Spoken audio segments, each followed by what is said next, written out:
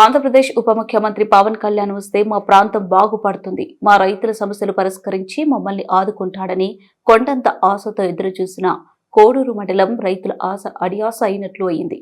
పవన్ కళ్యాణ్ రాక స్థానిక అధికారులు, ప్రజాప్రతినిధులు రోడ్డు పక్కన ఉన్న వరి పొలాలను చూపించి కేవలం ఒకే రైతు కుటుంబంతో మాట్లాడిస్తే మండల సమస్య అంతా తెలుస్తుందా?